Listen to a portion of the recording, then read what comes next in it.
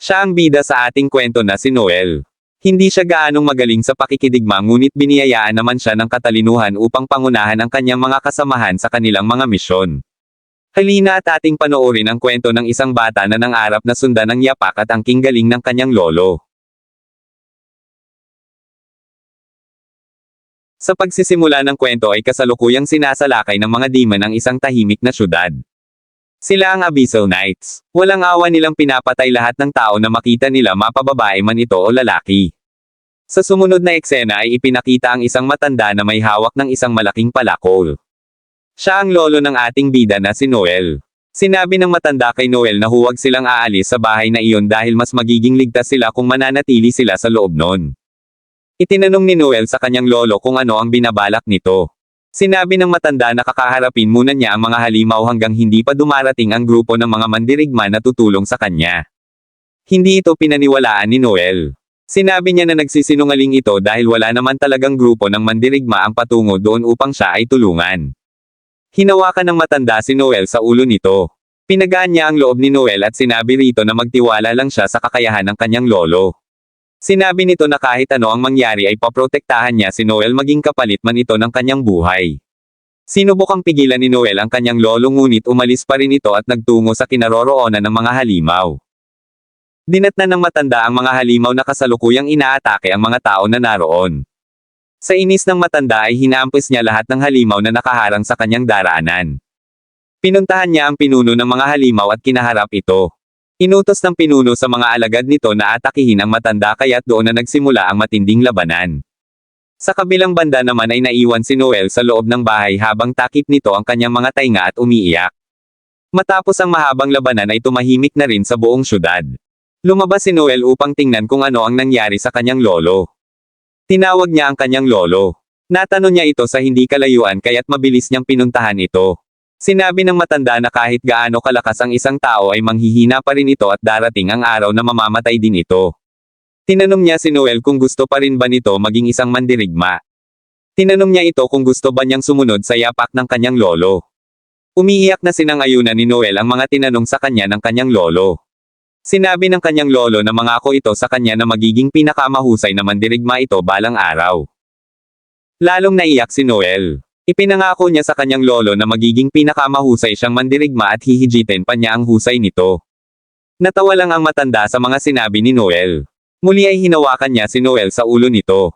Sinabi niya sa kanyang apo na mahal niya ito. Matapos nun ay bumagsak na ang kamay ng matanda at tuluyan na itong namaalam kay Noel. Napasigaw na lang ng malakas si Noel dahil doon. Matapos nun ay ipinakita na ang eksena makalipas ang 2 taon kung saan ay isa na ring mandirigma si Noel. Kasalukuyan niyang kasama ang mga kasamahan niya sa kanilang grupo habang kaharap nila ang mga halimaw sa isang kuweba. Inutos niya kay Lloyd at Walter na atakihin ang mga halimaw. Sinabi naman niya kay Tanya na mag-back up siya sa mga ito. Sinugod ng mga kasamahan niya ang mga halimaw at matagumpay nilang napatay ang mga ito habang si Noel ay nakatayo lang at nanunood sa kanilang mga ginagawa. Ayon kay Noel ay siya ang pinakamahina sa kanilang grupo. Siya ay isang support class at ang tawag sa class na kinabibilangan niya ay tinatawag na talker. Ayon kay Noel ay isang uri ng vampira ang mga halimaw na nakaharap nila na hindi marunong gumamit ng mahika ngunit ang pinaka-reyna nito ay may kakayahan na mag-produce ng mga vampira ng paulit-ulit at walang katapusan. Hiniwa ni Noel ang leeg ng isang halimaw upang masiguro na mamamatay ito. Bigla siyang inatake ng isang halimaw ngunit nandoon si Tanya upang atakihin din ito.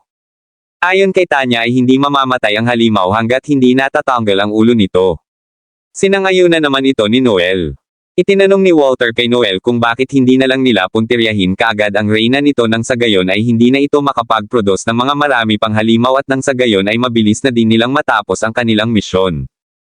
Itinanggi ito ni Noel. Sinabi niya na kung hahayaan nila na mag-produce ng maraming halimaw ang reyna at napatay nila lahat ng mga ito ay tataas ang success rate nila at hindi rin malabo na mas mabilis na tumaas ang pag-usad ng kanilang mga rank. Sa kasalukuyan ay nasa class C silang lahat. Pinuri ni Walter si Noel dahil sa husay nitong mag-support bills ng isang talker.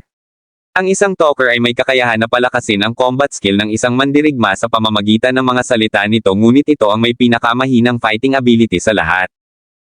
Kasalukuyan silang nakahinto nang mapansin ni Noel na may isang halimaw ang nakaabang sa kanila.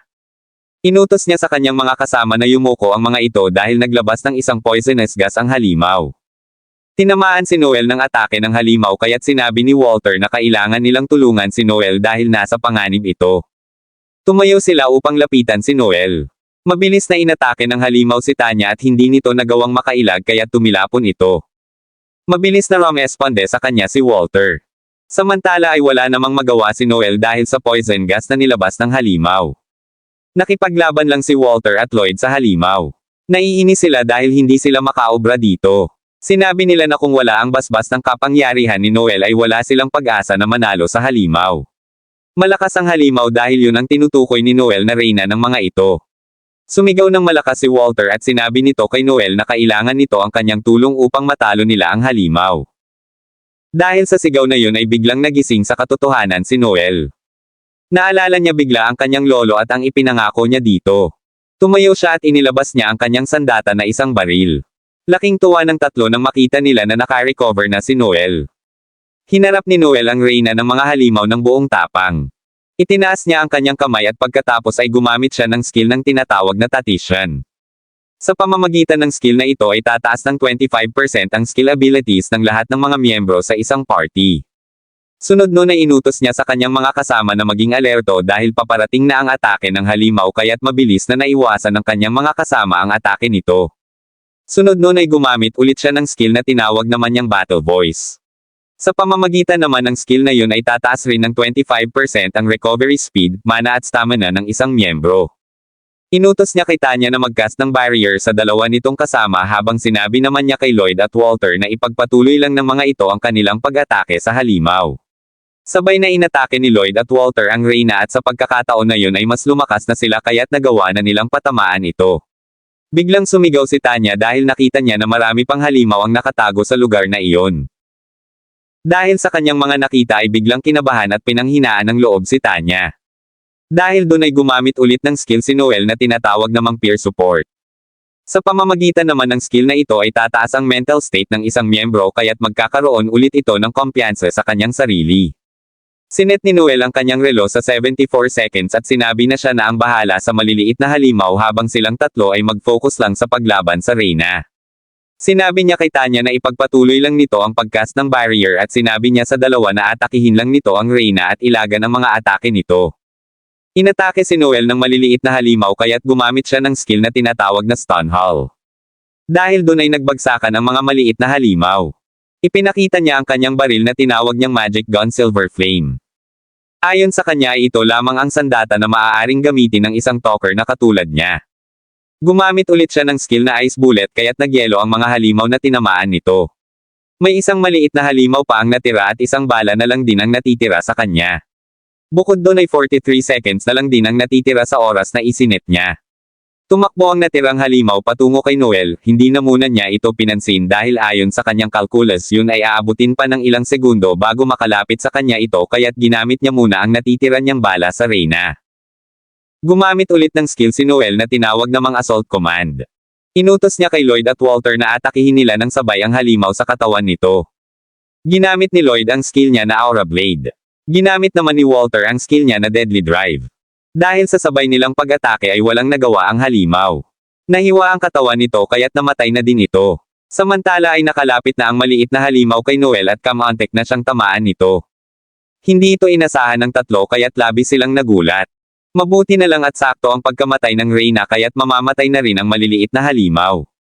Tiningnan ni Noel ang kanyang relo at tama nga ang kanyang naging calculus yun na matatapos ang kanilang laban sa loob ng 74 seconds. Wala nang nadetect na panganib si Noel kaya't binati niya ang kanyang mga kasama dahil sa matagumpay nilang misyon. Biglang naalala ni Noel ang kanyang kabataan kung saan ay umiiyak siya dahil pinagtatawanan ito ng kanyang mga kasama dahil mahina raw ito dahil isa nga lamang itong talker. Naiinis din siya dahil gusto sana niya na maging isang warrior na katulad ng kanyang lolo. Hinawakan ulit siya ng kanyang lolo sa ulo nito at sinabi na itigil nito ang kanyang pag-iyak. Sinabi niya kay Noel na bagaman mahina ang kanyang fighting skill ay nagtataglay naman ito ng matinding katalinuhan. Matapos nun ay lumabas na sila sa kuweba. Tumingin sa langit si Noel at ipinangako nito sa kanyang sarili na magiging magaling siyang mandirigma at lalagpasan pa niya ang kanyang lolo. Matapos nun ay bumalik na sila sa lugar na tinatawag na Entray. Ang capital ng Velnant Empire. Maunlad ang lugar na ito dahil sa mga magical technology na mayroon ito. Kung ikukumpara sa ibang mga lugar ay advance ang mga kagamitan at makinarya dito. Nagpunta ng entry si Noel upang doon maghanap ng makakasama para abutin ang kanyang pangarap. Sabay-sabay silang kumain na apat at sinelebrate ang tagumpay ng kanilang misyon. Ipinakilala din ni Noel ang kanyang mga kasama. Si Walter ang nagsilbi nilang warrior. Si Tanya ang healer at si Lloyd naman ang swordsman at leader ng kanilang grupo. Dahil sa tagumpay ng kanilang misyon ay nakatanggap sila ng 5 million fil. Isang taon na din ang nakalipas buhat nang buuin nila ang kanilang grupo. Habang umiinom ay napansin ni Walter na tahimik si Noel kaya't sinitin niya ito. Dahil sa nakainom silang apat ay medyo mainit ang ulo ni Walter kaya't napagtaasan niya ng boses si Noel. Hindi naman nagpatalo sa kanya si Noel. Kamuntik nang matuloy sa pag-aaway ang pag-uusap ng dalawa. Mabuti na lang at pinigil sila ni Lloyd kaya't natigil ang kanilang pag-aaway. Matapos kumain at uminom ay lumabas na rin sila. Pinaghati-hatian na din nila ang pera na natanggap nila sa misyon. Nag-usap-usap lang sila ng mga bagay-bagay. Sa gitna ng kanilang pag-uusap ay biglang iminungkahi ni Noel na bumuo sila ng isang clan. Hindi pumayag dito si Lloyd dahil kulang ang kanilang budget upang magbuo nun. Sinabi ni Noel na handa siyang ibigay ang kakulangan ng halaga upang mabuo lang nila ang clan na sinasabi nito. Hindi rin kambansido si Tanya sa mungkahi ni Noel dahil ayon sa kanya ay masyado pa silang mga bata at bukod pa dun ay C-rank pa lamang ang mga ito. Tinanong ni Noel kung kailan ba sila dapat kumilos.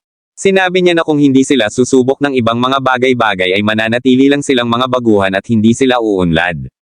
Sinabi rin niya na habang sila ay nakikipagdigma ay pinag-aaralan din niya ang pagbuo ng isang clan kaya't alam niya sa kanyang sarili kung paano i-manage ito. Hindi pa rin kumbinsido si Lloyd. Sinabi niya na kulang pa sila sa karanasan kaya't hindi rin sila pagtitiwalaan ng mga tao kaya't malaki rin ang chance na walang kumuha sa kanila para sa isang misyon o trabaho. Itinanggi ito ni Noel. Sinabi niya na kabaligtaran ang iniisip nito dahil sa panahon ngayon ay gusto ng mga tao ang mga mas bata at mas attractive na mga mandirigma.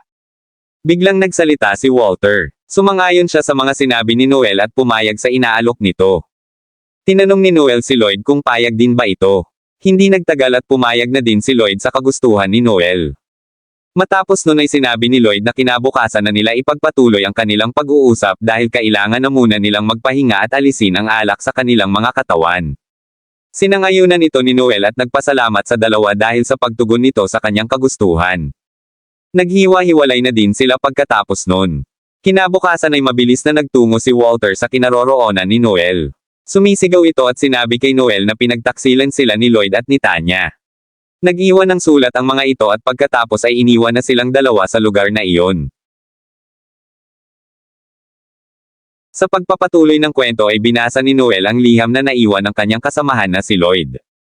Ayon sa sulat ay nag-invest sa isang malaking kumpanya si Lloyd na nagkakahalaga ng 12 million fil kaya't ang pondo ng kanilang grupo ang ginamit niya upang makapag-invest dito. Dahil doon ay maaga niyang nilisan ang bayan at sinama din niya si Tanya upang takasan silang dalawa ni Walter sa mga atraso niya dito. Sa halip na mainis ay tinawanan lang ni Noel ang kanyang mga nabasa.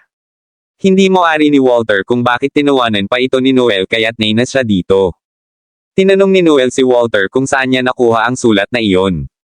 Sinabi ni Walter na nakuha niya ang sulat sa loob ng kwarto ni Lloyd. Sinabi rin niya na maaga siyang nagpunta sa kwarto ni Lloyd upang kausapin ito ngunit malinis na ang kwarto nito pagdating niya doon. Ibinigay ng innkeeper ang sulat na yun sa kanya dahil aksidente itong naiwan ni Lloyd. Tinanong ni Noel kung alam ba nito kung anong oras umalis sina Lloyd at Tanya. Ayon kay Walter ay sinabi ng innkeeper na nilisan ng dalawa ang bayan pasadong alas 8 ng gabi. Naisip ni Noel na nilisan ng dalawa ang bayan bago magsara ang gate nito. Kasalukuyang 9:30 ng umaga ng mga oras na yun kaya't kalahating araw na ang nakalipas buhat nang umalis ang dalawa. Tinanong ni Walter si Noel kung ano ang kanilang gagawin. Sinabi ni Noel na maaari pa nilang sundan ang dalawa kung sasakay sila ng kabayo dahil naglalakad lang naman ang mga ito. Dahil doon ay inaya kaagad ni Walter si Noel na habulin ang dalawa. Hindi kaagad tumayo si Noel. Tinanong muna niya si Walter kung ano ang gagawin nito kapag nakita na niya si Lloyd. Sinabi ni Walter na hindi siya mag-aatubili na patulan at labanan si Lloyd hanggang sa mamatay ito. Tumayo si Noel at sinabi na kung ganun ang iniisip niya ay masasayang lang ang oras nito. Tinanong din ni Noel kung magagawa ba niyang gawin kay Tanya ang gusto niyang gawin kay Lloyd. Biglang nagulat si Walter sa sinabi ni Noel. Sinabi ni Noel na kung huhulihin nila ang dalawa at papatayin ang mga ito ay hindi nila mababawi ang halaga ng mga salapi na nawala sa kanila. Tinanong ni Walter kung iiyak na lang ba sila at hindi kikilo sa mga nangyari. Tumanggi dito si Noel at sinabi na huwag itong mag-alala dahil pagbabayarin niya ng 1,000 beses ang dalawa dahil sa kasalanang ginawa ng mga ito. Matapos nun ay nagpunta sila sa isang club. Naguguluhan si Walter kung bakit sila nagpunta doon kaya tinanong niya si Noel kung ano ang gagawin nila roon. Sinabi ni Noel na hayaan lang siya nito at magtiwala lang siya sa kanyang mga plano. Binuksan ni Noel ang pinto ng club. Pagkapasok nila dito ay nagsalita siya ng malakas. Sinabi niya sa mga tao na naroon na pinagtaksilan sila ng dalawa niyang mga kasama at winaldas din ng mga ito ang pondo ng kanilang grupo. Sinabi din niya na nilisan din ng mga ito ang bayan kaya't kung sino ang makakahuli ng buhay at makakapagturo sa kanya kung nasaan ang mga ito ay bibigyan niya ito ng gantimpala na 2,000,000 fil. Nagsimula ng mag-usap-usap ang mga tao na naroon dahil sa sinabi ni Noel. Nagulantang naman si Walter sa ginawa ni Noel kaya tinanong niya ito kung bakit niya iyon ginawa. Sinabi ni Noel na yun lang ang bagay na kanilang magagawa para mabilis nilang mahanap ang dalawa. Muling nagsalita si Noel at itinanong sa mga tao kung meron bang interesado sa mga ito. Isang lalaki ang nagtaas ng kanyang kamay. Sinabi niya na handa niyang tanggapin ang pinapagawa nito kasama ang kanyang grupo. Nilapitan siya ni Noel at nag-usap. Tinanong ng lalaki kung alam ba ni Noel kung saan nagpunta ang pinapahanap nito. Tumanggi dito si Noel. Sinabi niya na nilisan ng mga kasama niya ang bayan pasado 8:00 ng gabi at naglalakad lamang ang mga ito. Na-excite ang lalaki sa sinabi ni Noel kaya't mabilis siyang tumakbo palabas kasunod na din ang mga kasama nito. Makalipas ang ilang sandali ay isang matanda ang lumapit sa kanila. Sinabi nito kay Noel na may impormasyon siya kung saan nagtungo ang dalawa kaya't gusto niyang kausapin ito. Nagpunta sila sa isang lugar na walang makakarinig sa kanilang pag-uusapan. Tinanong ni Walter ang matanda kung alam ba talaga nito kung saan nagtungo ang dalawa nilang kasama. Sumangayon ang matanda at sinabi na nakasalubong ng kanilang grupo kinagabihan ang isang babae at lalaki na naglalakad kaya't sigurado siya na ito ang kanilang hinahanap.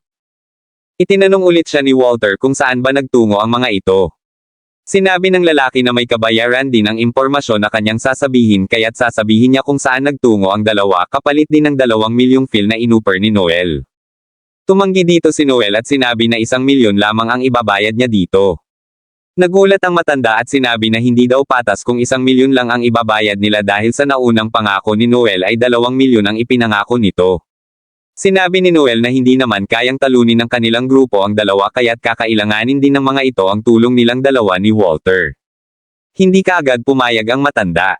Sinubukan niyang tumawad kay Noel hanggang sa 1.4 milyon na halaga ngunit hindi nagpatinig si Noel. Sinabi ni Noel na kung hindi ito payag sa 1,000,000 ay kalimutan na lang nila ang kanilang pinag-usapan. Napaluhod na lang ang matanda sa sinabi ni Noel kaya't pumayag na din ito sa halaga na 1,000,000 fil. Matapos nun ay itinanong ni Noel kung saan gumawi ang kanyang mga kasama. Sinabi ng matanda na nakasalubong niya ang dalawa sa Varley Road sa labas ng South Gate ng bayan. Sinabi niya na maaaring patungo ang mga ito sa isang bayan na tinatawag na Carno Village. Matapos ang pag-uusap ay sinabi ni Noel sa matanda na ihanda nito ang kanyang grupo at maghintay sila sa South Gate ng bayan. Sinabi rin niya kay Walter sa samahan niya ang mga ito dahil may importanteng bagay muna siya na kailangang gawin. Muling nagtaka si Walter sa sinabi ni Noel kaya't tinanong niya ito. Hindi sumagot si Noel at sinabi niya kay Walter na ipapaliwanag na lang niya ang lahat dito pagkatapos ng lahat. Matapos ang paghihintay ni Walter sa South Gate ay dumating na din doon si Noel. Bago umalis ay tinanong ni Walter si Noel kung kaya ba niyang labanan si Lloyd at Tanya.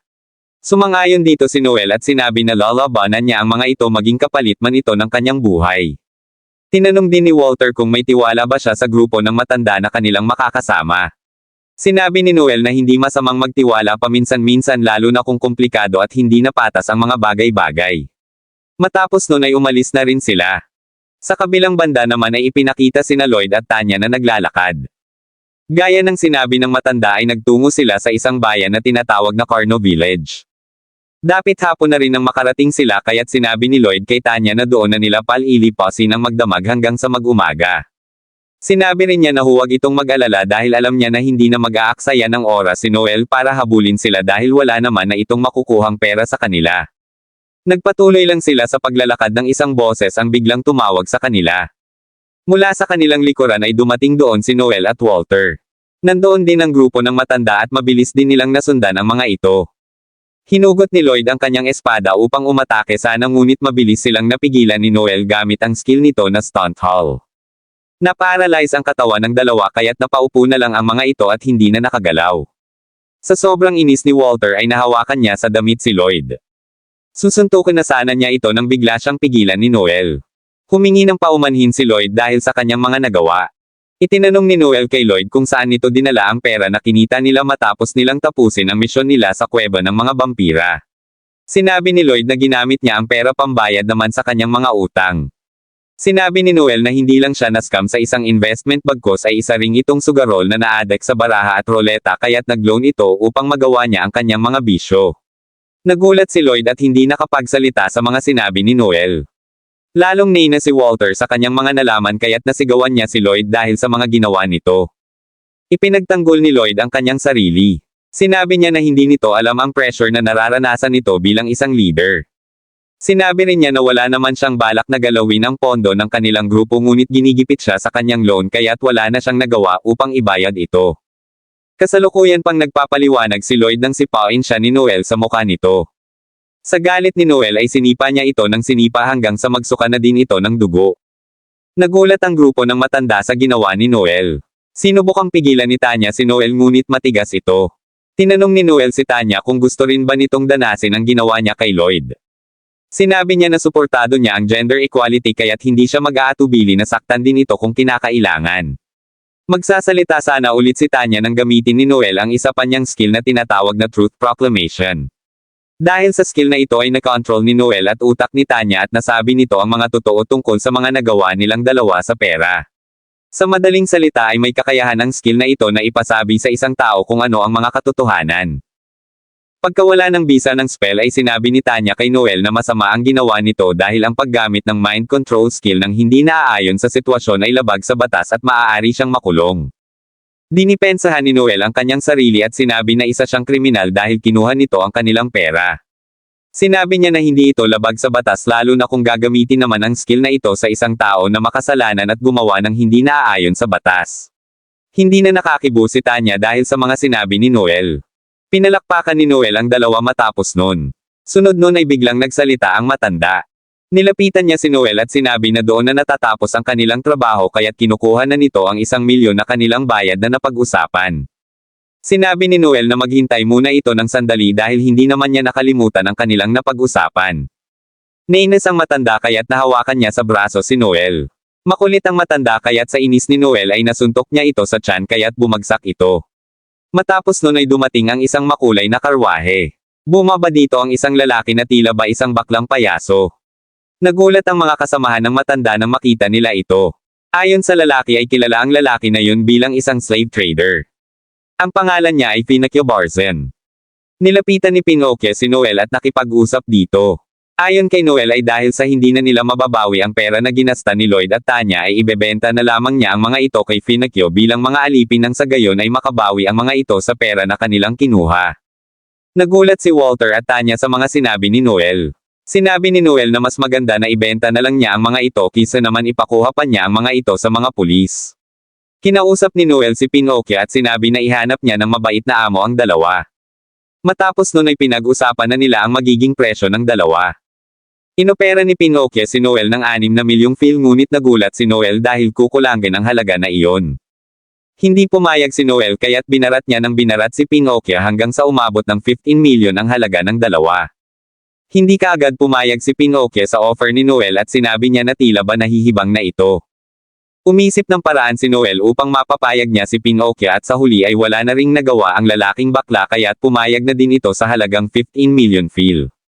Matapos ang pag-uusap ay inabot ni Pinocchio ang paunang bayad kay Noel. Sinubukang makiusap ni Tanya kay Noel na huwag na sana silang ibenta nito ngunit hindi lumambot ang puso ni Noel. Sinabi niya kay Tanya na kung papatawarin niya ito sa kasalanang ginawa nila ay hindi malabo na ulitin pa din nila ito. Wala nang nagawa pa si Tanya kaya't isinakay na rin siya sa karwahe. Umalis na din si Pinocchio at nagpabaon pa ito ng isang matamis na halik kay Noel bago ito umalis. Ibinigay na din ni Noel ang bayad sa matanda na hindi makapaghintay na sila ay bayaran. Matapos nun ay umalis na rin silang dalawa at bumalik patungo sa bayan ng Entray. Sa sumunod na eksena ay nakatayo si Walter malapit sa entrance ng bayan dala ang isang bag. Hindi niya inasahan na magpupunta pala doon si Noel. Inihagis ni Noel ang isang bote ng wine kay Walter at matapos ay ipinakita ang naging pag-uusap nila bago ang eksena na iyon.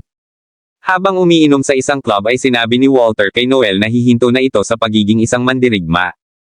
Malungkot man sa kanyang naging desisyon ay desidido na talaga siya na mag-quit sa kanyang trabaho. Sinabi ni Noel na buuin ulit nila ang kanilang grupo at patatagin ito kaya't sinubukan siyang pigilan ni Noel ngunit nanaig pa rin ang desisyon ni Walter na hihinto na ito. Bago umalis si Noel ay sinabihan niya si Walter na mag-ingat ito sa kanyang pag-uwi. Tumalikod na din si Noel matapos nun. Naalala ni Walter ang mga pinagsamahan nilang apat at maging ang mga pagsasalo-salo nila tuwing makakatapos sila ng isang misyon. Ininom niya ang alak na binigay ni Noel at pagkatapos ay tumulo bigla ang kanyang luha. Samantala ay naiwan ng nag-iisa si Noel. Sinabi niya na muli niyang bubuuan ang pangalan ng kanilang grupo at hahanap ng malalakas na kasama na makakasama niya sa pag-abot sa kanyang mga pangarap. Sa pagpapatuloy ng kwento ay kasalukuyang nasa tambayan ng mga guild member si Noel. Kasalukuyan din siyang kausap ni Wolf kung saan ay hinihikayat siya nito na maging parte ng kanilang grupo dahil sa mag-isa na nga lang ito. Ang grupo ni Wolf kung saan siya ang leader nito ay binubuo ng 5 miyembro at pinangalanan niya ito na Lightning Bite. Sa kasalukuyan ay C-rank level pa lang din ang mga ito. Nakukulitin na din si Noel kay Wolf kaya't sinabi sa kanya ni Lysha na huwag na nitong kulitin si Noel. Biglang nagbiro si Noel. Sinabi niya kay Wolf na payag na itong maging miyembro ng kanilang grupo ngunit sa isang kondisyon. Payag siya na maging miyembro nito kung siya ang magiging leader ng grupo. Sinangayunan ito ng mga miyembro ni Wolf ngunit hindi siya pumayag dahil siya pa rin ang leader ng grupo at siya rin ang bumuo nito. Nakikinig lang si Noel sa pinag-uusapan ng grupo nang biglang dumating ang isang misteryosang babae. Nagulat si Noel nang magsalita ang babae kaya't napatalon siya sa kanyang kinauupuan. Inalis ng babae ang kanyang hood at nagpakilala ito bilang si Alma. Sinabi niya kay Noel na nakita nito ang pangalan niya sa bulletin kaya't pinuntahan niya ito. Naupo sila at sinimulang mag-usap. Tinanong agad ni Noel kung ilang taon na si Alma. Sinabi ni Alma na siya ay 21 taong gulang na. Sunod nun ay nagtanong na ng kung ano-ano ang grupo ng Lightning Bite at sinagot naman ito ng maayos ni Alma. Matapos ay tinanong ni Noel kung ano ang class at rank nito. Sinabi ni Alma na siya ay isang scout at kasalukuyan siyang C-rank. Nagustuhan ni Noel ang class ni Alma dahil may kakayahan ito na matukoy kung anong mga panganib ang paparating sa kanila kapag sumalang na sila sa mga misyon. Tinanong ulit siya ni Noel kung bakit gusto nito na maging isang seeker. Sinabi ni Alma na hindi niya balak na maging isang seeker dahil ang tanging pakay niya ay si Noel. Itinuro ni Alma si Noel at sinabi na kilala nito ang kanyang lolo na si Overdeath. Sinabi rin ni Alma na nakalaban rin ang kanyang lolo si Overdeath at ito ang dahilan kung bakit naputol ang braso ng kanyang lolo. Nagulat si Noel kaya't tinanong niya si Alma kung naparoon ba ito upang maghiganti. Itinanggi ito ni Alma. Sinabi niya na gusto lamang niya na makilala ang apo ng isa sa pinakamagaling na seeker na nakalaban ng kanyang lolo. Sinabi ni Noel na pumanaw na ang kanyang lolo at humingi din siya ng paumanhin sa nagawa nito sa kanyang lolo. Sinabi ni Alma na kakamatay lang din ang kanyang lolo nitong nakaraang buwan kaya't wala nang rason upang humingi pa ito ng pasensya. Itinanong ni Noel kung ano ba ang pangalan ng kanyang lolo. Sinabi ni Alma na ang pangalan ng kanyang lolo ay Alcor Judicali. Biglang nagulat sila Noel at ang iba pang mga tao na nandoon nang marinig nila ang sinabi ni Alma. Ayon kay Noel ay isang mahusay na assassin si Alcor Judicali. Siya ang head at founder ng grupo na tinatawag ng The Society of Assassins na may kakayahang kumitil ng buhay kung kanilang nanaisin. Biglang nagsalita ang isang lalaki na nagngangalang Logan. Hindi siya kaagad naniwala sa sinabi ni Alma kaya't tinawanan niya ito. Sinabi niya na hindi karapat-dapat sa loob ng club si Alma dahil baguhan pa lamang ito. Hindi nagustuhan ni Alma ang panglalait ng lalaki sa kanya kaya tumayo siya at sinabi na kailangan niyang talunin ang lalaki na mukhang unggoy upang ipakita na hindi siya baguhan. Biglang kinabahan si Wolf sa sinabi ni Alma. Nainis din si Logan sa mga sinabi ni Alma kaya't uminit din ang kanyang ulo. Dahil doon ay mabilis niyang sinuntok si Alma ngunit mabilis din siyang naiwasan nito. Gumanti si Alma sa ginawa sa kanya ni Logan at wala itong nagawa upang makaiwas. Matapos nun ay sinundan pa niya ito ng isang malakas na atake sa pamamagitan ng isang malakas na sipa. Sa lakas ng sipa ni Alma ay hindi na nakatayo si Logan at nawala na din ito ng malay. Laking gulat ng lahat sa kanilang nasaksihan.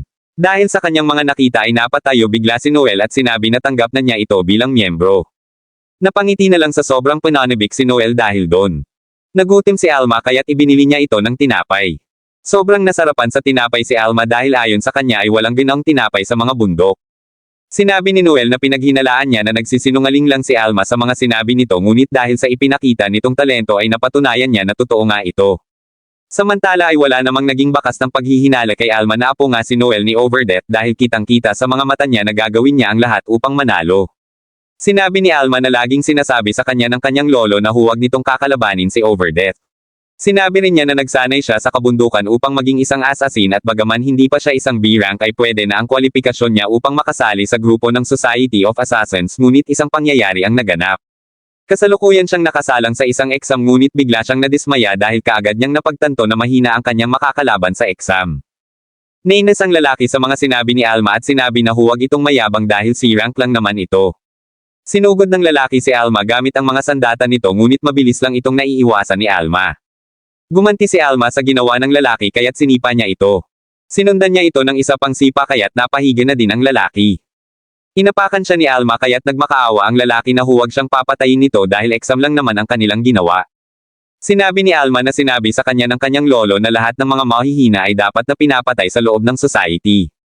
Itinanggi ito ng lalaki at sinabi na lumang batas na ang mga sinasabi nito. Tutuluyan na sana ni Alma ang lalaki nang biglang pigilin ng tagabantay ang kutsilyo na dapat sana ay tatama na sa lalaki.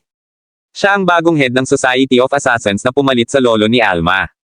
Siya si Simon Gregory. Matapos nun ay hindi siya tinanggap ni Gregory na makapasok sa society. Ayon kay Tanya ay pasado ang kanyang mga skill ngunit hindi ito fit para sa grupo. Ayon sa kanya ay balak na baguhin ang pagpapatakbo sa society kaya't hindi raw kailangan ng mga ito ng makalumang style ng mga assassin. Sinabi rin niya na balak ng society na mapasa kanila ang corona kaya't nagulat dito si Noel. Ayon kay Alma ay magfo-focus na lang sa pagiging espiya ang society at hindi napapatay ang mga ito. Sinabi ni Noel na sensitibong impormasyon ang mga sinabi ni Alma kaya't dapat ay hindi niya sinasabi ang mga bagay na ito kung kani-kanino. Sinangayunan ito ni Alma. Dahil sa kanyang mga narinig ay biglang naisip ni Noel kung balak bang magpadala ng maraming assassins ng society upang iligpit siya. Sinabi ni Alma na huwag itong mag-alala dahil handa niyang protektahan ito kung malagay man ito sa panganib. Sinabi ni Alma na ate siya nito kaya't tinanong ni Noel kung sino ang nagsabi na pwede niya itong maging ate.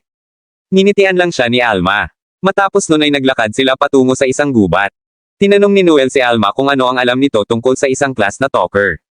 Sinabi ni Alma na mahina ang combat skill ng mga ito ngunit malakas at maasahan naman ang kanilang support skill. Sinangayunan ito ni Noel at sinabi na hindi lang basta-basta ang trabaho ng isang talker.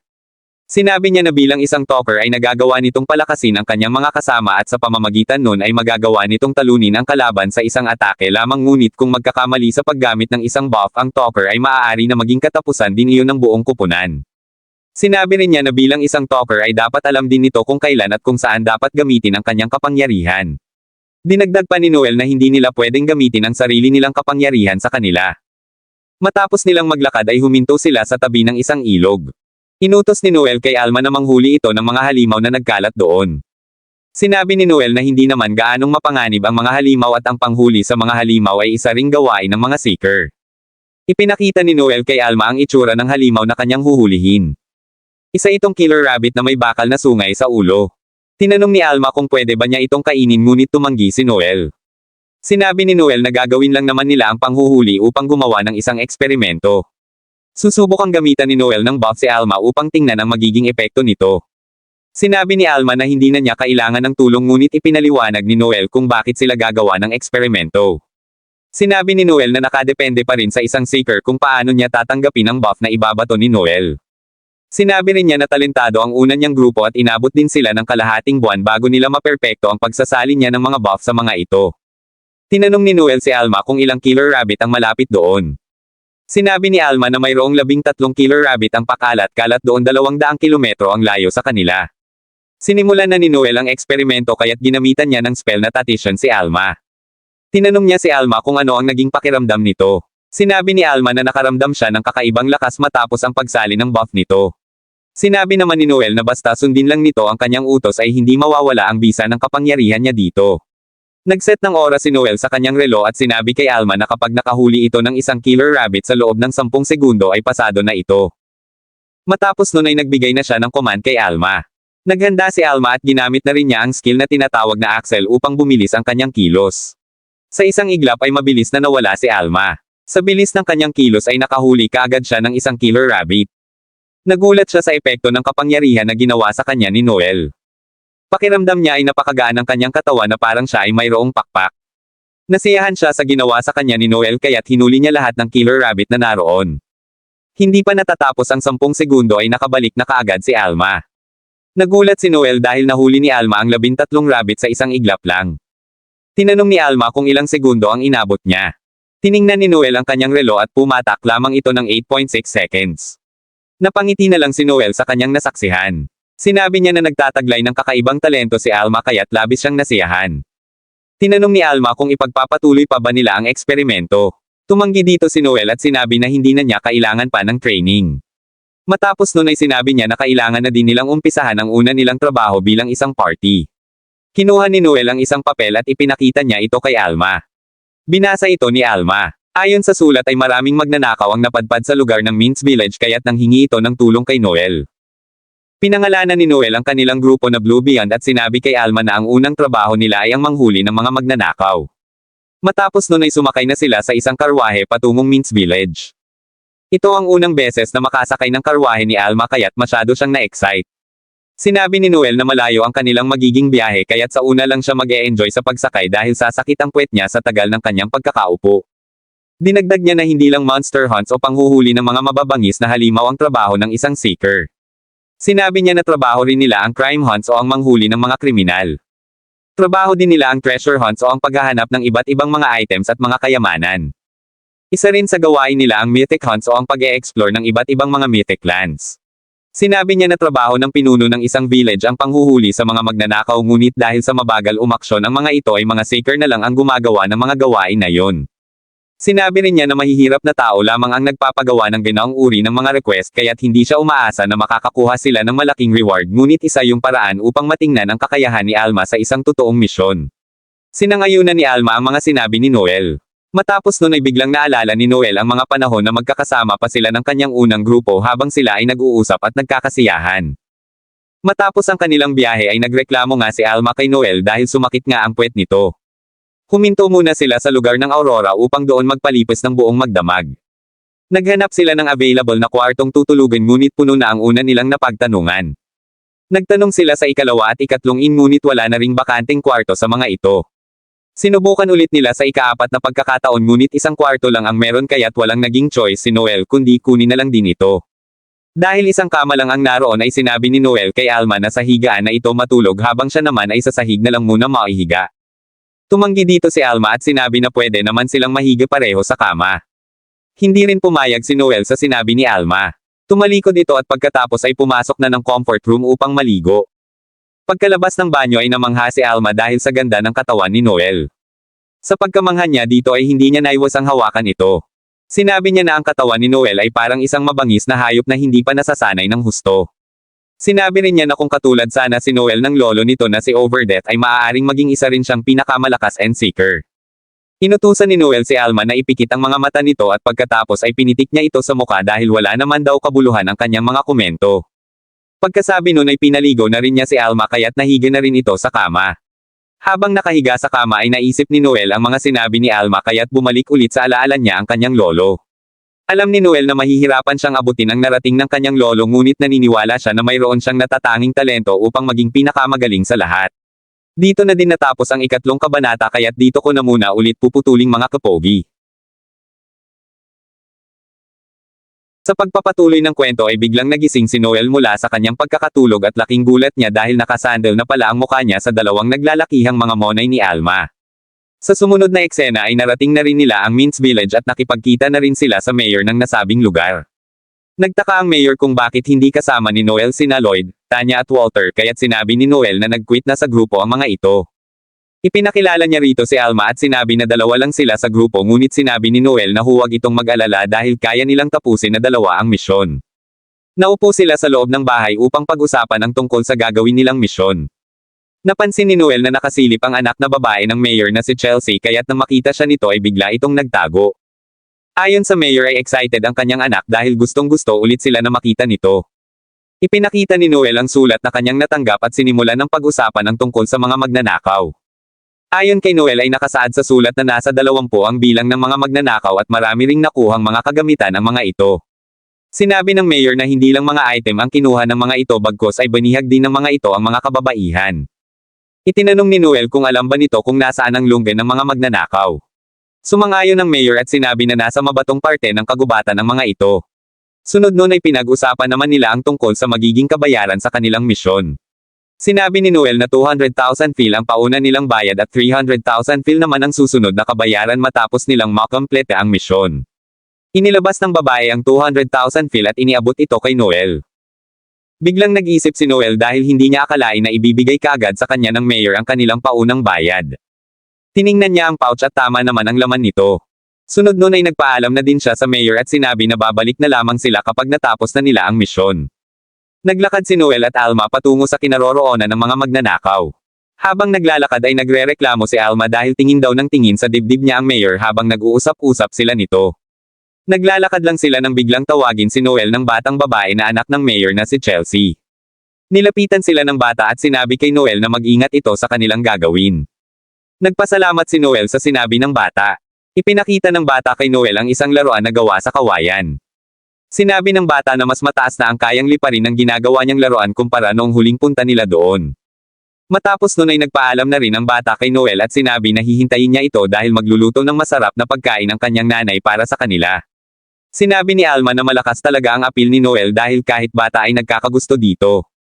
Itinanggi ito ni Noel. Matapos nun ay nagpatuloy na ulit sila sa paglalakad. Gabi na rin nang marating nila ang lungga ng mga magnanakaw habang nagkakasiyahan ang mga ito. Gamit ang isang telescope ay inispatan niya ang mga ito. Doon napagtanto ni Noel na mali ang impormasyon na sinabi ng mayor dahil nasa 40 pala ang bilang ng mga ito. Inispatan ni Noel ang isang lalaki at sinabi na ito ang pinuno ng grupo. Sinabi rin niya na ito si Gordo the Razor Blade. Sinabi niya kay Alma na wanted ang taong ito at may nakapatong na 2 milyong fil sa ulo. Sinabi niya na si Gordo ay isang B-rank na bandit kaya tinanong niya si Alma kung kaya ba niyang talunin ito. Sinabi ni Alma na kaya niya ito ng one-on-one ngunit mahihirapan siya kung makikipaglaban din ang mga kasamahan nito. Sinabi naman ni Noel na siya na ang bahala sa ibang mga kasamahan nito. Tinanong ni Alma si Noel kung makikipaglaban din ito. Sinabi ni Alma na may kakayahan siya na itago ang kanyang sarili ngunit kung makikipaglaban din si Noel ay kaagad siyang makikita ng mga ito. Sinabi ni Noel na huwag niyang isipin ang mga bagay na yun dahil mayroon siyang magandang plano. Gumamit ng skill na stealth si Alma upang hindi siya makita ng mga kalaban. Gumamit naman si Noel ng skill na tinatawag na link. Sa pamamagitan ng skill na ito ay maaaring makapag-usap si Noel at Alma kahit na magkalayo ang distansya nilang dalawa. Pinuntahan ni Alma ang barracks ni Gordo at sinabi kay Noel na nakahanda na siya sa anumang sunod na utos nito. Sunod nun ay gumamit naman ng stunt hall si Noel kaya't na-paralyzed ang mga tauhan ni Gordo. Nagulat si Gordo dahil sa mga nangyari. Sunod nun ay naglabas na ng command si Noel kay Alma na patayin nito si Gordo. Gumamit ng skill na Axel si Alma at mabilis niyang pinuntahan si Gordo. Wala nang nagawa si Gordo at sa isang iglap ay kinitil ni Alma ang buhay nito. Sunod na command ni Noel kay Alma ay abalahin ang mga tauhan ni Gordo habang pababa ito ngunit sa halip ay isa-isang niyang kinalaban at binawian ng buhay ang mga ito. Habang pababa gamit ang isang lubid ay napagtanto ni Noel na delikado ang buhay ni Alma kaya't naghagis siya ng isang flash grenade upang mabulag ang mga kalaban. Nagpaputok din siya ng ilang flame bullets upang sunugin ang mga ito. Doon na din natapos ang kanilang misyon. Bumalik sila kaagad sa mayor at sinabi na inubos nilang lahat ng mga kalaban at kinuha din nila ang ulo ni Gordo patunay na napatay nila ito. Sinabi ni Noel na kukuhanin na nila ang 300,000 fil na kabayaran ngunit sinabi ng mayor na pumasok muna sila sa loob ng bahay dahil naghanda ang kanyang asawa ng isang masarap na hapunan. Nagkwentuhan lang sila matapos nilang kumain. Habang nagkukwentuhan ay biglang sinabi ng batang babae kay Noel na pangarap din nito na maging isang seeker. Sinabi ni Noel na kahit sino ay pwedeng maging isang seeker basta't nasa hustong gulang na ito. Sinabi rin niya na kailangan lang niya na magrehistro sa gobyerno upang maging isang ganap na seeker. Ipinaliwanag din ni Noel kung ano-ano pa ang mga kailangan niyang gawin upang maging isang seeker. Sinabi rin niya dito na kailangan din niyang mag-ipon ng pera dahil kakailanganin niya yun sa kanyang paglalakbay. Itinanong ng batang babae kung maaari ba itong sumali sa binuo niyang grupo na Blue Beyond. Sinabi ni Noel na walang problema sa mithiin nito basta't maging isa siyang malakas at matagumpay na seeker. Labis ang naging tuwa ng batang babae na si Chelsea sa mga sinabi ni Noel. Habang nasa kalagitnaan ng kanilang pag-uusap ay biglang inilabas ng mayor at ng kanyang asawa ang isang bote ng wine. Hinikayat niya si Noel at Alma na uminom ng alak bilang pagdiriwang sa tagumpay ng kanilang misyon. Sinabi niya na nagkakahalaga ang alak na yun ng 100,000 fil at itinabi niya ang alak na yun para sa isang mahahalagang okasyon. Nagsalin siya ng alak sa 2 baso at pagkatapos ay ibinigay niya ito kay Alma at Noel. Kinuha ni Noel ang baso at inamoy-amoy niya ang laman na alak nito. Pinuri ni Noel ang alak nito at sinabi na maganda ang amoy nito. Natuwa ang mayor sa sinabi ni Noel ngunit lingid sa kanyang kaalaman ay naghihinala na pala si Noel. Sinabi ni Noel na bilang mga bisita sa kanyang tirahan ay dapat na siya ang maunang tumikim ng alak na hinain nito. Biglang nagulat ang mayor at sinabi kay Noel na hindi ito umiinom ng alak.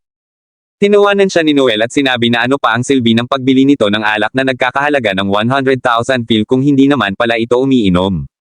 Hindi nakaimik ang mayor. Sinabi ni Noel na nilagyan niya ng lason ang alak na kanyang hinain kaya't hindi rin niya mainom ito. Napatayo na lang ang mayor sa kinauupuan nito at itinanggi rin niya ang mga sinabi ni Noel. Sinabi ni Noel na kapag namatay sila ay hindi na sila nito mababayaran at makukuha din ng mga ito ang kanilang mga kagamitan. Muling itinanggi ng mayor ang paratang ni Noel at sinabi na wala itong basehan sa kanyang mga sinasabi. Sinabi ni Noel ang 3 niyang dahilan upang patunayan ang kanyang mga bintang. Una ay sa kadahilanan na ang isang tao na nanakawan ng mga magnanakaw ay hindi na mag-aaksaya pa na maglabas ng isang alak na nagkakahalaga ng 100,000 fil. Pangalawa ay dahil sa mumurahing wine lang naman talaga ang hinain ng mayor sa kanila dahil sa amoy ito na halatang nabuksan na ito ng maraming beses na malayo sa sinabi nitong itinabi niya ang alak para sa isang espesyal na okasyon at ang pangatlo ay dahil sa mataas na pagnanasa nito na painumin sila ng alak sa isang biglaang okasyon. Sumang-ayon si Alma sa mga sinabi ni Noel at sinabi sa mayor na hindi sila basta-basta maloloko nito. Hindi pa rin umamin ang mayor at sinabi na wala silang patunay sa kanilang mga binibintang dito. Muling iniabot ni Noel ang alak sa mayor at inalok na inumin ito. Hindi niya ito ininom at itinapon niya din ito. Sa inis ng mayor ay nasigawan niya ang dalawa at sinabi na lumayas na ang mga ito sa kanilang lugar. Nagsasalita pa ang mayor nang biglang gumamit ng skill na confess si Noel kaya't natahimik ito. Itinanong ni Noel sa mayor kung nilagyan ba niya ng lason ang alak na ibinigay nito. Dahil sa spell na ginawa ni Noel ay napaamin ang mayor sa kanyang ginawa na paglalagay ng lason sa alak na ibinigay nito. Nagulat ang mayor kaya't tinakpan niya ang kanyang bibig dahil sa kanyang mga sinabi. Hindi naman makapaniwala si Chelsea na pinagtangka ang patayin ng kanyang tatay sina Noel at Alma. Biglang sinugod ni Noel ang mayor at gamit ang kanyang hinlalaki ay binulag niya ang kanang mata nito. Naghihiyaw sa sakit ang mayor dahil doon. Nilapitan ni Noel ang mayor at sinabi na isusunod na nito ang kanyang kaliwang mata at tatanggalin din nito ang kanyang ilong, mga tainga at maging ang mga ngipin nito. Nagmakaawa ang mayor kay Noel. Sinabi ni Noel na kulang ang pagmamakaawa nito sa tangka nitong pagpatay sa kanila. Sinabi ng mayor na ibibigay na niya ng buo ang bayad na 300,000 fil huwag lang siyang saktan nito ulit. Hindi pumayag si Noel at sinabi na kailangan niyang ibayad lahat ng salapi na naroon sa bahay na yun upang mapatawad niya ito. Hindi rin pumayag ang mayor sa sinabi ni Noel dahil ayon sa kanya ay may mga utang pa ito na kailangang bayaran. Sinabi ni Noel na wala siyang pakialam sa mga utang nito kaya't mabilis na tumakbo si Chelsea sa kanilang kwarto. Bubuladyo na sana ulit ni Noel ang isang mata ng mayor nang bigla siyang pigilin ni Chelsea dala-dala lahat ng pera na mayroon sila sa bahay na yon. Ayon sa kanya ay nagkakahalaga ng 800,000 fil ang laman ng pouch na iyon. Nagmakaawa siya kay Noel at sinabi na huwag na nitong saktan ang kanyang tatay. Hindi pumayag ang mayor sa ginawa ni Chelsea dahil papatayin daw siya ng kanyang pinagkakautangan ngunit wala na din itong nagawa. Inabot ni Chelsea ang pouch kay Noel at kinuha naman niya ito. Matapos tingnan ang laman nito ay sinabi niya kay Alma na maghanda na ito dahil lilisanin na din nila ang lugar. Napaiyak na lang ang mayor at ang kanyang asawa dahil sa mga nangyari. Hindi naman napigilan ni Chelsea ang kanyang emosyon kaya't nasigawan niya at naisumpa si Noel dahil sa ginawa nito. Napapikit na lang si Noel dahil sa sinabi ni Chelsea. Naglakad ang dalawa sa kalagitnaan ng mga puno. Tinanong ni Alma si Noel kung ayos lang ba ang kalagayan nito. Itinanong ni Noel kung bakit. Sinabi ni Alma na mataas ang paghanga sa kanya ni Chelsea at palagay na din ang loob niya dito kaya't hindi raw ba ito naaawa sa ginawa niya dito. Sinabi ni Noel na kung paiiralan niya ang awa ay aabusihin siya ng mga tao at marahil ay uulitin lang ng mga ito ang mga kasalanan na kanilang ginagawa. Muli lang silang naglakad at sa kanilang paglalakad ay nakakita sila ng isang malaking airship. Ayon kay Noel ay pag-aari ng Goat Dinner Clan ang airship na yun na mayroong 3-star regalia. Itinanong ni Alma kung ano ang ibig sabihin ng regalia. Sinabi ni Noel na iyon ang simbolo ng mga katangian at mga achievements ng isang clan na iginawad ng imperyo. Ayon sa kanya ay mayroong 7 regalia clan. 4 ang nagtataglay ng 3-star regalia, 2 ang mayroong 2-star regalia at isang pinakamataas na regalia na nagtataglay naman ng 1-star. Sinabi niya na isa sa mga privilege ng mga regalia clan ang pagkakaroon ng airship. Namangha si Alma sa sinabi ni Noel at sinabi na marahil ay napakahuhusay na mga seeker ang nakasakay sa airship na yon. Sinangayunan ito ni Noel at sinabi na hindi lang basta mahuhusay na seeker ang nakasakay doon bagkus ay talentado at matatalinong mga seeker din silang lahat. Itinaas ni Noel ang kanyang kamay at sinabi kay Alma na sa loob ng isang taon ay makakabuo din sila ng isang Regalia clan. Pagkasabi nun ay biglang naalala ni Alma ang nakaraan habang kausap niya ang bagong head ng Society of Assassins. Itinanong ni Alma kay Simon Gregory kung nakapasa ba ito sa kanyang pagsusulit. Sinabi ni Gregory na isang mahusay na seeker si Alma at talentado din ito sa pakikipaglaban. Sinabi ni Gregory na may mga katanungan siya kay Alma kaya't humiling siya rito na sagutin niya ito ng tama. Sa mga naging tanong ni Gregory ay napaamin niya si Alma na siya ang pumatay kay Alcor Judacoli. Bukod doon ay inamin din ni Alma na hindi siya apo nito bagkus ay sarili siyang anak nito. Ayon kay Alma ay maraming naging anak si Alcor dahil binibihag nito ang mga babae na nakikita nito sa mga nayon. Sinabi rin niya na pinaglaban-laban sila ng kanyang ama na si Alcor at dahil sa dedikasyon niya na hindi matalo sa laban ay siya ang natira sa mga ito na naging dahilan kung bakit siya ang naging pinakamalaking katagumpayan ng kanyang ama. Matapos marinig ang lahat ay sinabi ni Gregory na hindi maaring makapasok sa society si Alma. Biglang napasigaw sa inis si Alma dahil doon. Sinabi niya na para saan pa ang ginawa niyang paghihirap at pagsasanay sa kabundukan kung mababaliwala lang pala lahat ng iyon. Sinabi ni Gregory na hindi ito nababagay sa society dahil masyado itong mapusok at marahas kung makipaglaban. Sinabi niya na balak na niyang irehistro ang society sa gobyerno dahil ang goal nila ay itigil na ang ginagawang pagpatay ng mga ito. Sinabi niya na isang malaking threat sa society si Alma kaya't mas mabuti na humanap na lang ito ng ibang grupo.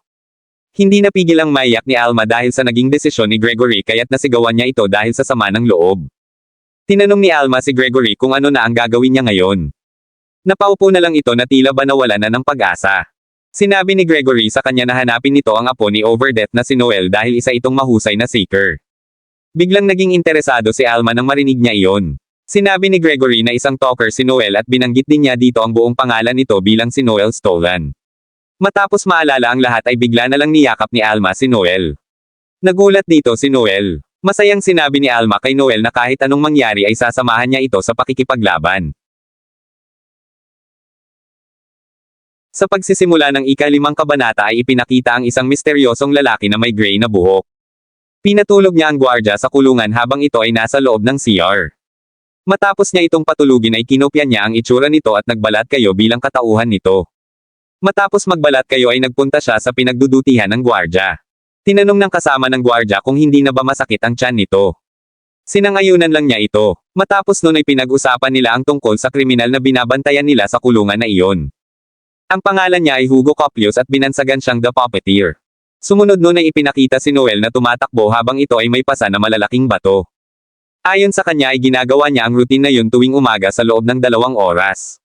Ikinwento ni Noel kung ano ang mga naging pagsasanay niya sa kamay ng kanyang lolo na si Overdeath.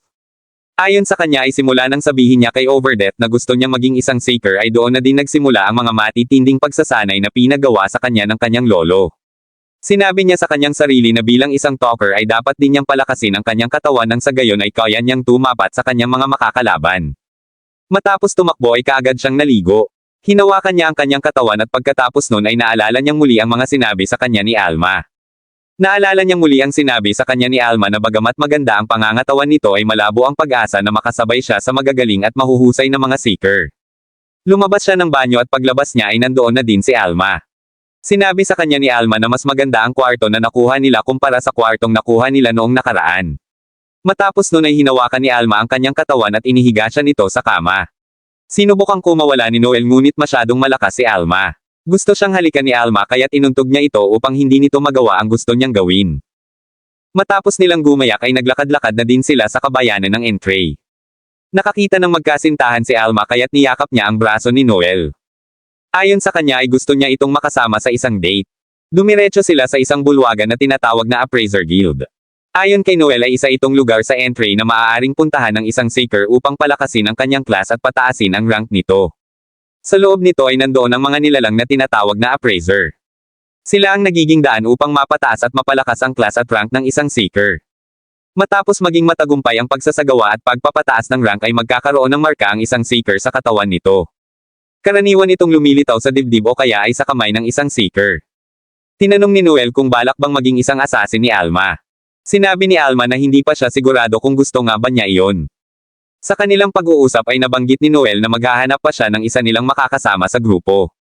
Nagulat dito si Alma. Ayon kay Noel ay mahihirapan silang dalawa na pasukin ang abyss kung silang dalawa lamang. Sinangayunan na lang ito ni Alma. Pagkaalis sa Appraiser Guild ay nagtungo naman sila sa gear shop upang ipaayos ang kanilang mga sandata. Binati si Noel ng may-ari ng shop at nagulat din ito at hindi napigil ang mabigani nang makita niya si Alma. Matapos doon ay nagtungo naman sila sa skill bookstore. Ayon kay Noel ay isa itong bookstore kung saan ay nagbebenta sila ng mga libro na naglalaman ng mga guide upang magkaroon ng bagong skill ang isang seeker. Kinausap ni Noel ang bantay ng bookstore at sinabi na i-guide nito si Alma. Iniwan ni Noel si Alma upang magtungo sa ibang bookstore dahil pang-scout lang ang bookstore na iyon. Bago umalis ay binigyan ni Noel si Alma ng budget na 1 million fil. Ibinilin din niya dito na bumili ng isang libro at huwag itong bibili ng hindi mapapakinabangan na bagay. Sumangayon lang dito si Alma. Matapos bumili ay ipinakita ni Alma ang isang teddy bear na nabili niya. Napahawak na lang sa ulo si Noel nang makita niya ito. Tumanggi si Alma sa iniisip ni Noel kaya't ipinakita niya dito ang isang libro na nabili niya. Ayon sa kanya ay naglalaman ito ng guide sa skill na tinatawag na armor piercing. Sa pamamagitan ng skill na iyon ay magagawa niyang bawasan ng kalahati ang armor ng isang kalaban. Sinabi niya na 800,000 ang halaga ng libro at 200,000 naman ang presyo ng teddy bear. Tinanong niya si Noel kung hindi ba ito bumili ng libro. Sinabi ni Noel na gusto sana niyang bumili ng libro na tinatawag na Exorcism ngunit kulang ang kanyang pera dahil nagkakahalaga iyon ng 30 million fil. Habang sila ay nag-uusap ay may isang misteryosong lalaki ang dumaan sa kanilang dalawa. Biglang tumayo si Noel at sinabi kay Alma na may aayusin lang siyang importanteng bagay kaya't iniwan niya ulit ito. Nagtungo si Noel sa isang tahimik at walang mga tao na lugar. Maya-maya ay nagpakita ang misteryosong lalaki na may gray na buhok. Ang pangalan niya ay Loki. Mayroon palang pinagawa sa kanya si Noel kaya't nagtungo ito sa kulungan upang magmasid at mangalap ng mga impormasyon. Ibinigay niya kay Noel ang isang papel na naglalaman ng impormasyon tungkol sa nakakulong na lalaki na si Hugo Coplius. Itinanong ni Loki kay Noel kung sigurado ba ito na gusto niyang makasama sa kanyang grupo ang nabanggit na kriminal. Sumangayon dito si Noel. Inutusan ni Noel si Loki na magmasid sa kulungan upang mapatunayan niya sa kanyang sarili na inosente si Hugo sa mga pagpatay na ibinibintang sa kanya. Binati ni Noel si Loki dahil sa mahusay na trabaho nito. Matapos nun ay nagpalit si Loki ng iba't ibang kaanyuan gamit ang natatangi niyang kakayahan. Iniabot ni Noel ang salapi kay Loki bilang kabayaran niya dito. Nagpasalamat dito si Loki. Bago siya umalis ay nagbigay siya ng isang mahalagang impormasyon kay Noel. Ayon sa kanya ay may isang uri ng droga ang ipinakalat sa syudad na nagbubunga ng pagkasira ng ulo ng isang tao at pagiging agresibo nito. Sinabi rin niya na marahil ay ang pamilya ng Luciano family ang nasa likod ng pagbebenta nito kaya't mabilis ang paglaganap nito sa syudad. Sinabi naman ni Noel na marahil ay ang Gambino family ang may gawa nito sa pangunguna ng kanilang pinuno na si Albert Gambino. Sa sumunod na eksena ay ipinakita si Alma. Inis na inis ito kay Noel dahil wala pa rin ito kaya't kumain siya ng kumain habang hinihintay ito. Habang kumakain ay nakita naman siya ni Laisha. Bumalik ang eksena kay Noel habang naglalakad ito pabalik kay Alma. Sa kanyang paglalakad ay iniisip niya ang mga sinabi sa kanya ni Loki tungkol sa kumakalat na droga. Sa kanya ding paglalakad ay nadaanan niya ang mga kawawang pulubi na halos mamatay na din dahil sa gutom. Naagaw ang kanyang atensyon nang madaanan niya ang isang payat na lalaki na nakaupo lang sa isang tabi. Bata pa ito. Sinabi ni Noel sa kanyang sarili na marahil ay marami pa itong pangarap sa buhay kaya't naawa siya sa kalagayan nito. Naglakad pa rin siya hanggang sa mahulog ang isang barya mula sa kanya. Narinig at nakita ito ng lalaking pulubi kaya tumayo siya at kinuha ang barya. Tinawag niya si Noel at sinabi na nahulog nito ang kanyang pera. Sinubukan niyang iabot ito kay Noel at sinabi na sa susunod ay mag-ingat ito upang hindi siya malaglagan ng barya. Tumanggi dito si Noel at sinabi na hindi na niya kailangan ang pera na iyon kaya't malaya na siyang gawin kung ano man ang gusto niyang gawin doon. Makulit ang pulubi kaya't hinabol niya si Noel. Hindi pumayag si Noel na mahawakan siya nito kaya't sinipa niya ito. Sinabi ni Noel na mas mahal pa ang halaga ng barya na kanyang hawak kaysa sa kanya kaya't wala itong karapatan na hawakan siya. Nainis ang pulubing lalaki sa ginawa at mga sinabi ni Noel kaya't tumayo ito at hinawakan ang kanyang espada. Nagulat si Noel nang makita niya ito dahil alam niya sa kanyang sarili na hindi pang amateur ang tindigan nito. Sinugod ng lalaki si Noel ngunit naiwasan ito ni Noel. Hindi pa nakontento ang lalaki kaya't sinugod niya ng sinugod si Noel gamit ang espada niyang kahoy. Nahinto lang ito sa pagsugod ng mahawakan siya ni Noel at maitapon siya nito. Bumilib ang lalaki sa ginawa ni Noel kaya't tinanong niya ito kung ito raw ba ay isang ninja. Dahil sa sinabi ng lalaki ay napagtanto ni Noel na nagmula ang lalaki sa lugar ng Far East kung saan ay doon lamang nagmumula ang mga klas ng mga ninja. Sinabi ni Noel na hindi siya isang ninja bagkus ay isa siyang talker. Sinabi ng lalaki na hindi na mahalaga pa kung ano ang kanyang class at pagkasabi nun ay inilabas na niya ang kanyang kapangyarihan. Biglang nanlaki ang mga mata ni Noel nang makita niya ito. Napasabi na lang siya ng jackpot dahil sa ipinakitang kapangyarihan ng lalaki. Inilabas din ni Noel ang sandata niyang kutsilyo at naghanda rin para sa gagawin nilang pakikipaglaban. Nakaporma na silang dalawa at susugurin na sana nila ang isa't isa nang biglang dumating ang isang maliit na lalaki ang tinawag nito ang pangalan ng pulubi. Tinawag niya itong Koga. Pinagalitan niya si Koga at sinabi na matigas ang ulo nito dahil hindi ito nakikinig sa kanyang mga utos na maging mahinahon lang ito at huwag nitong ilalabas ang kanyang kapangyarihan. Humingi ng paumanhin si Koga sa lalaki at sinabi na hindi na nito uulitin ang kanyang ginawa kaya't nagmakaawa siya na huwag siyang paparusahan nito. Hindi siya pinagbigyan ng lalaki kaya't inilabas nito ang mahiwagan niyang singsing. Bigyan naglabas ng kapangyarihan ang singsing at matapos nun ay nagkikisay ang lalaki dahil sa kuryenteng inilabas nito. Muling nagulat si Noel. Napagtanto niya na ang tawag doon ay Oath of Subordination. Ito ay isang spell na kung saan sa pamamagitan ng kapangyarihan ng singsing ay magagawa nitong pasunurin ang isang tao sa mga ipinag-uutos nito at gagawin siya nito bilang kanyang boss o amo. Napabagsak na lang si Koga dahil sa ginawa ng lalaki. Matapos nun ay kinausap ng lalaki si Noel at itinanong kung sino ito. Hindi pinansin ni Noel ang mga sinasabi ng lalaki kaya't sinipa niya ito. Itinutok ni Noel ang baril niya sa lalaki at sinabi na sagutin nito ang kanyang mga katanungan. Itinanong ni Noel kung saang lugar ito nagmula. Sinabi ng lalaki na nagmula siya sa isang lugar na tinatawag na Salt Island. Sunod na itinanong ni Noel kung ano ang ginagawa niya sa entry.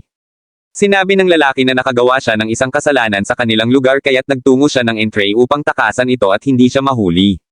Sinabi ni Noel na napakagaling ng ginawa nito. Tinanong ni Noel kung si Koga ba ang kanyang gladiator.